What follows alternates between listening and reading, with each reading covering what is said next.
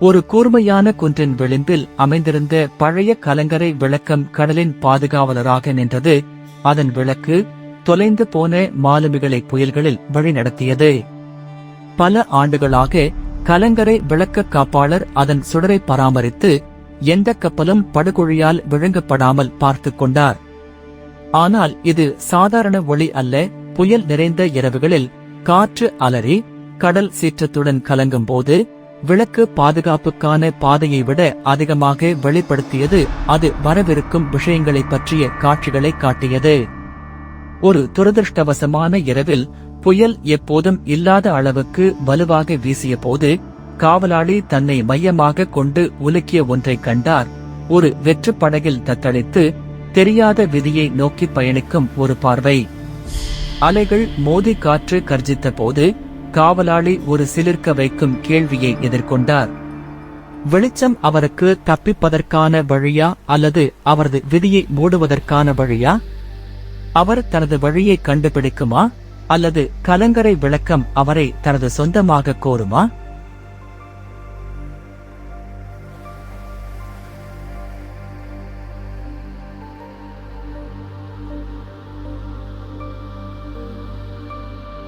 உலகின் விளிம்பில் நிலம் முடிவில்லா கடலை சந்திக்கும் இடத்தில் ஒரு பழைய கலங்கரை விளக்கம் இருந்தது.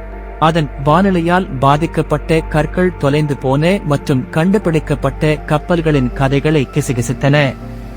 உள்ளே கலங்கரை விளக்க காப்பாளரான ஹென்றி கால்டுவெல் தனது ஒரே துணையான விளக்கை பராமரித்தார்.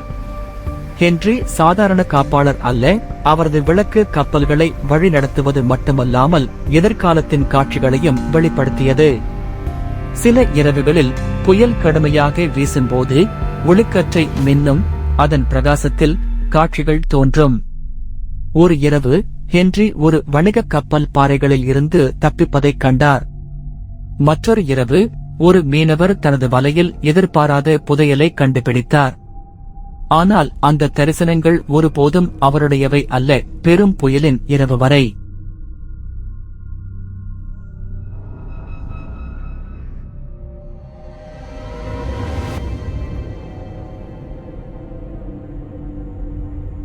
புயல் எச்சரிக்கை இல்லாமல் வந்தது. அலைகள் பாறைகளின் மீது மோதி காற்றில் உப்பு நீரின் வன்முறை தெளிப்புகளை அனுப்பியது. நனைந்து நடுங்கிய ஹென்றி விளக்கை ஏற்ற சுழல் படிக்கட்டில் ஏறினார்.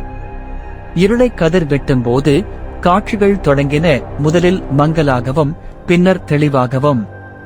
ஆனால் இந்த முறை அவர் கண்டது அவரது மூச்சை தடுத்தது. ஹென்றி தன்னை பார்த்தார். ஒரு சிறிய மரப்படகில் அமர்ந்திருந்தார். கலங்கரை விளக்கத்திலிருந்து விலகிச் சென்றார். அவரது விளக்கு அவருடன் இல்லை. அவரது கைகள் காலியாக இருந்தன. ஒரு காவலராக இருந்து அவரது அனைத்து ஆண்டுகளிலும் முதல் முறையாக ஒளி அவரது சொந்த விதியை வெளிப்படுத்தியது.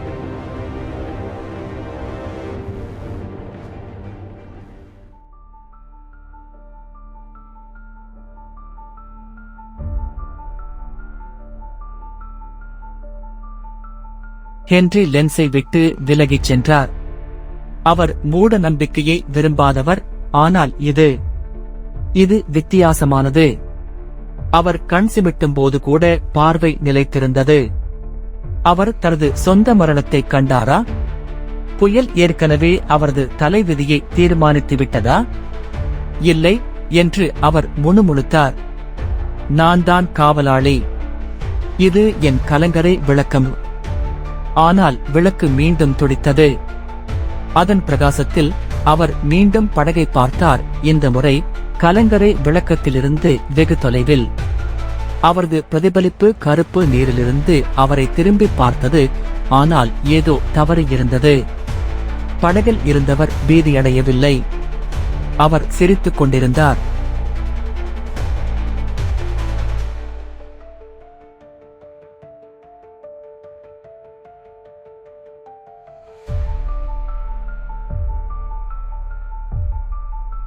வெளியே புயல் கர்ஜித்தது. ஆனால் ஹென்ரியின் பயம் இனி வானிலை பற்றியது அல்ல, என்ன நடக்கிறது என்பது அவருக்கு தெரியும். விளக்கு தனது மரணத்தை காட்டவில்லை, அது ஒரு தேர்வை காட்டியது. கலங்கரை விளக்கம் அவரது உலகம். அவர் தனது வாழ்க்கையை ஒரு கலங்கரை விளக்க காவலராக அர்ப்பணித்திருந்தார். ஆனால் புறப்பட வேண்டிய நேரம் வந்துவிட்டதா? முதல் முறையாக ஹென்றி யோசித்தார். அவர் கப்பல்களை பாதுகாப்பான இடத்திற்கு வழிநடத்துகிறாரா, அல்லது உலகம் அவர் இல்லாமல் நகரும் போது இரவும் இரவும் இங்கே சிக்கிக் கொள்கிறாரா? பின்னர் அவர் ஒரு உரத்த கிராக் சத்தத்தை கேட்டார். காற்று ஒரு ஜன்னலை உடைத்து காற்றின் வேகத்தை அனுப்பி அவரை கிட்டத்தட்ட வீழ்த்தியது. விளக்கு சுடர் பயங்கரமாக மின்னியது. அது அணைந்தால் புயல் எல்லாவற்றையும் விழுங்கிவிடும். ஹென்றி முன்னோக்கிச் சென்று விளக்குகளின் அடிப்பகுதியை பிடித்தார். பின்னர் அவர் தனது முடிவை எடுத்தார்.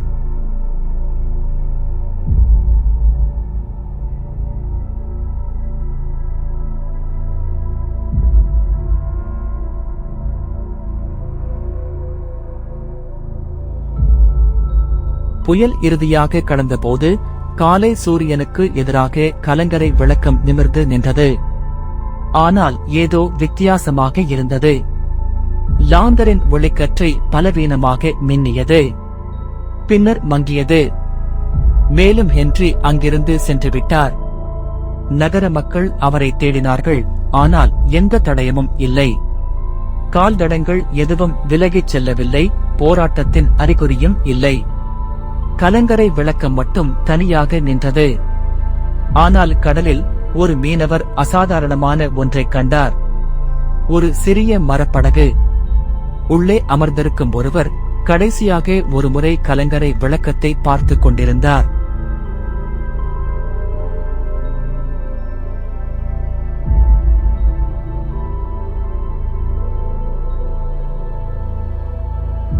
ஹென்றி கால்டுவெல்லுக்கு என்ன நடந்தது என்பது யாருக்கும் உறுதியாக தெரியவில்லை.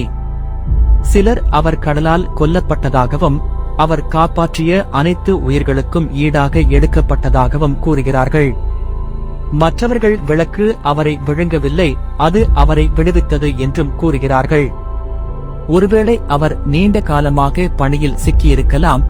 புயல் அவருக்கு ஒரு தேர்வை வழங்கிய போது அவர் அதை ஏற்றுக்கொண்டார். கலங்கரை விளக்கம் இன்றும் நிற்கிறது.